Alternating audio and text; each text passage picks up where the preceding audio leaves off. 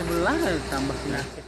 7 unit ruko milik Hendra 45 tahun yang menjual berbagai jenis bahan bangunan ludes terbakar pada pukul 2:41 waktu Indonesia bagian Barat. Kebakaran yang diduga akibat korsleting listrik tersebut terjadi di Gampung Simpang 4 Upah, Kecamatan Karangbaru, Kabupaten Aceh Tamiang. Petugas mengerahkan 8 armada untuk memadamkan api, namun hingga pagi petugas masih melakukan pendinginan karena barang bangunan yang mudah terbakar masih memercikan api.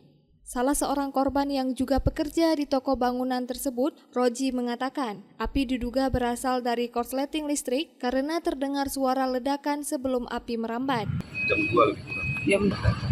Percikan api dari listrik lah.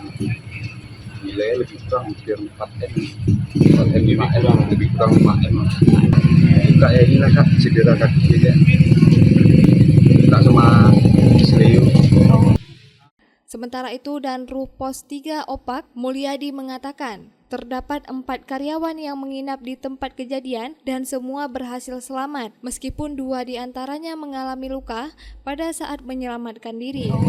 8 semuanya yang turun ke lokasi. Ini mulai dari jam 2.21 sampai sekarang pendinginannya. Korban jiwa alhamdulillah yang jaga bisa keluar selamat 4 orang. Luka karena menerobos pintu karena kunci kakinya terkilir. 2 orang. Tidak ada korban jiwa dalam peristiwa ini, namun kerugian diperkirakan mencapai miliaran rupiah.